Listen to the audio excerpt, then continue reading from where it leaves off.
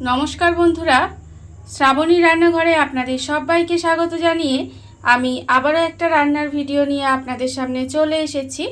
আজকের আমি আপনাদের লাউ দিয়ে একটা অসাধারণ রেসিপি বানিয়ে দেখাবো। আশা করি আপনাদের ভালো লাগবে। তার জন্য কিন্তু আমার পুরো ভিডিওটা আপনাদের দেখতে হবে। আর দেখা শুরু করার আগে একটা লাইক দেবেন, সুন্দর একটা কমেন্ট করবেন আর শেয়ার করতে ভুলবেন না। তাহলে চলুন আজকের আমি এই লাউ দিয়ে কি বানাই সেটা আপনারা একবার দেখে নিন। লাউয়ের এই রেসিপিটা বানানোর জন্য প্রথমে আমি এখানে দেখুন লাউগুলো কিন্তু এইভাবে একটু পাতলা পাতলা করে কেটে নিয়েছি।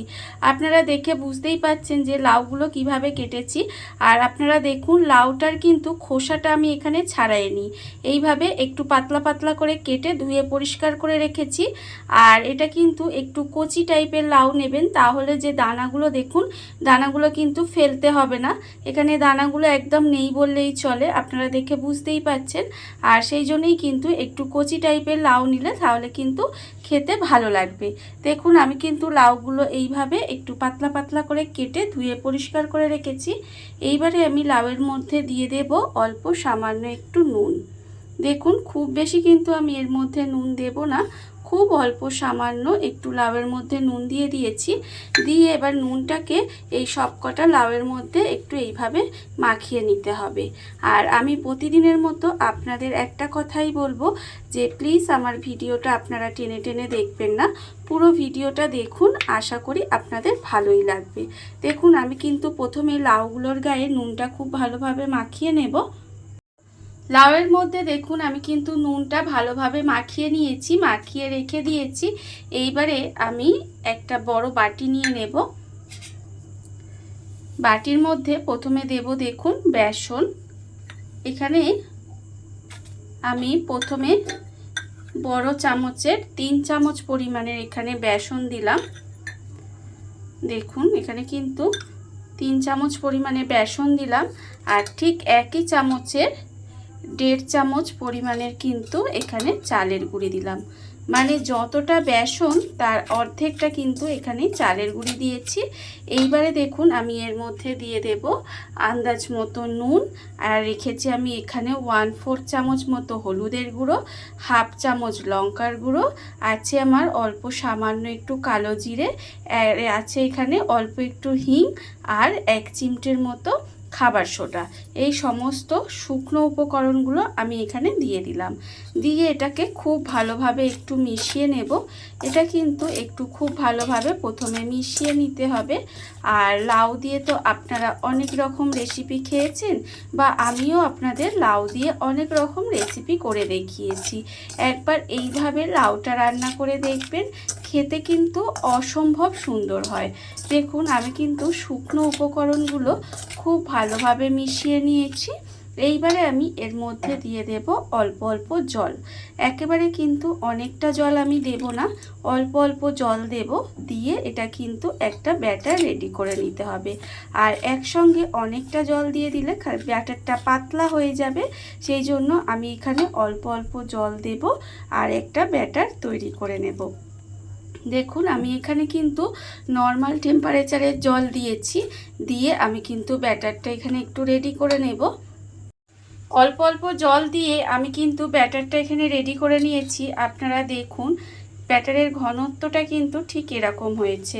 আর ব্যাটারটা কিন্তু রেডি করার পর আমি এটা অফ ক্যামেরায় প্রায় 5 থেকে 7 মিনিট মতো এটা একটু ফেনিয়ে নিয়েছিলাম। এটা কিন্তু অবশ্যই করতে হবে, এটা কিন্তু একটু ফেনিয়ে নিতে হবে। দেখুন এটা কিন্তু আমার ফেনানো হয়ে গেছে। এইবারে আমি অন্যদিকে গ্যাসটা অন করে একটা কড়া বসিয়ে দিয়েছি। এইবারে আমি কড়ার মধ্যে দিয়ে দেব সাদা তেল। এখানে কিন্তু আমি সাদা তেল দিয়ে দেব। আর এটা ভাজার জন্য আপনারা চাইলে যে কোনো রান্নার তেল ব্যবহার করতে পারেন। দেখুন আমি কিন্তু এখানে বেশ কিছুটা পরিমাণে সাদা তেল দিয়ে দিলাম। এইবারে তেলটা একটু গরম হতে দেব। তেলটা আমার এখানে দেখুন গরম হয়ে গেছে। এইবারে এই গরম তেলটা এইভাবে 1 চামচ তেল আমি এই ব্যাটারটার মধ্যে দিয়ে দেব। যে কোনো ভাজার ক্ষেত্রে আপনারা যদি এইভাবে একটু গরম তেল ব্যাটারে মিশিয়ে নেন, তাহলে দেখবেন জিনিসটা কিন্তু অনেকটা মুচমুচে হয়। এইবারে এটা কিন্তু আবারও খুব ভালোভাবে মিশিয়ে একটু ফেনিয়ে নেব। তেলটা আমি এখানে দেখুন ব্যাটারের মধ্যে দিয়ে কিন্তু খুব ভালোভাবে ফেনিয়ে নিয়েছি। এইবারে একটা লাউ কিন্তু আমি নিয়ে নিলাম, নিয়ে এইভাবে ব্যাটারটার মধ্যে ভালো করে চুবিয়ে নেব। দেখুন যেইভাবে কিন্তু আমরা ঠিক বেগুনি ভাজি সেইভাবে কিন্তু আমি এটা ভেজে নেব। আপনারা দেখুন আমরা কিন্তু এইভাবে বেগুনি ভাজি, কুমড়ো ভাজি সেই একইভাবে কিন্তু এটা ভেজে নিতে হবে। আর সত্যি বলছি এটা কিন্তু খেতে অসম্ভব সুন্দর লাগে। আপনারা কোনোদিনও করেছেন কি না এটা কিন্তু আমাকে অবশ্যই কমেন্ট করে জানাবেন, এবং না করে থাকলে এইভাবে কিন্তু একদিন অবশ্যই করে খাবেন, খেয়ে তারপরে আমাকে বলবেন যে আপনাদের কেমন লাগলো। দেখুন আমি কিন্তু ব্যাটারটা খুব ভালোভাবে চুবিয়ে নিয়েছি। এইবারে যে এক্সট্রা ব্যাটারটা আছে সেটা কিন্তু এইভাবে একটু ঝাড়িয়ে নেব। দেখুন আমার কিন্তু এখানে ঝাড়ানো হয়ে গেছে। এইবার আমি এটা এইভাবে তেলের মধ্যে দিয়ে দেব। তেলের মধ্যে দিয়ে আমি কিন্তু এটাকে উল্টে পাল্টে লাল লাল করে ভেজে নেব। দেখুন এইভাবে কিন্তু তেলের মধ্যে আমি দিয়ে দিয়েছি। দিয়ে এবারে এটাকে একটু সময় নিয়ে উল্টে পাল্টে লাল লাল করে ভেজে নিতে হবে। দেখুন কতটা ফুলকো ফুলকো হচ্ছে। এইভাবে একটু সময় নিয়ে কিন্তু আমি উল্টে পাল্টে লাল লাল করে ভেজে নেব। দেখুন আমার কিন্তু এটা লাল লাল করে ভাজা হয়ে গেছে। আমি কিন্তু এটা উল্টে পাল্টে লাল লাল করে ভেজে নিয়েছি, আপনারা দেখতেই পাচ্ছেন। এইবারে এটাকে কিন্তু আমি তেল থেকে এইভাবে ঝরিয়ে তুলে রাখবো। দেখুন দেখতে কত সুন্দর হয়েছে। আর এটার যে আমি কি নাম দেব সেটা বুঝতে পারছি না, এটা আপনারাই জানাবেন যে এর কি নাম দেওয়া উচিত। দেখুন আমি কিন্তু এইভাবে ভেজে তুলে রেখে দিলাম। এটা আপনারা গরম ভাত দিয়ে খেতে পারেন বা শুধু মুখেও খেতে পারেন, খেতে কিন্তু অসম্ভব সুন্দর হয়।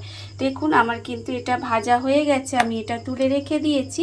আর আবারও কিন্তু একটা নিয়ে এইভাবে আবারও ব্যাটারটা খুব ভালোভাবে লাগিয়ে নেব। খুব ভালোভাবে কিন্তু ব্যাটারটা প্রথমে লাগিয়ে নিতে হবে। ব্যাটারটা আমি এখানে দেখুন খুব ভালোভাবে লাগিয়ে নিয়েছি। এইবারে আবারও কিন্তু যে এক্সট্রা ব্যাটারটা আছে সেটা এইভাবে আমি ঝাড়িয়ে নেব। ঝাড়িয়ে নিয়ে আবারও কিন্তু ঠিক একইভাবে এইভাবে গরম তেলের মধ্যে দিয়ে দেব। গরম তেলের মধ্যে দিয়ে এইভাবে কিন্তু সমস্তগুলো আমি ভেজে নেব। আর ঠিক একইভাবেই কিন্তু সমস্তগুলো ভেজে নিতে হবে। দেখুন দেখুন আপনারা আমার কিন্তু লাউয়ের রেসিপিটা একেবারে রেডি হয়ে গেছে। এইবারে যখন আপনারা পরিবেশন করবেন তখন কিন্তু ওপর থেকে এইভাবে একটু বিট লবণ ছড়িয়ে দেবেন। এর ফলে কি হবে, খেতে কিন্তু আরও বেশি ভালো লাগবে। দেখুন আমি এর ওপর থেকে অল্প সামান্য একটু করে বিট লবণ ছড়িয়ে দিয়েছি। দেখুন বন্ধুরা বাড়িতে থাকা কত অল্প উপকরণে কত অল্প সময় কত সুন্দর একটা লাউয়ের রেসিপি তৈরি হয়ে গেছে, আপনারা দেখতেই পেলেন। আর এটা কিন্তু খেতে সত্যি বলছি অসম্ভব সুন্দর হয়। এইভাবে আপনারাও একদিন হলেও বাড়িতে বানিয়ে দেখতে পারেন। আর এই ভিডিওটা যদি আপনাদের ভালো লেগে থাকে, আপনারা যদি ফেসবুক থেকে দেখে থাকেন পেজটি ফলো করে দেওয়ার অনুরোধ রইল। আর যদি ইউটিউব থেকে দেখে থাকেন চ্যানেলটি সাবস্ক্রাইব করে নেওয়ার অনুরোধ রইল। তাহলে চলুন ভিডিওটা আমি এখানেই শেষ করছি। আপনারা সবাই ভালো থাকবেন, সুস্থ থাকবেন। আবারও হাজির হব নতুন কোনো রান্না নিয়ে।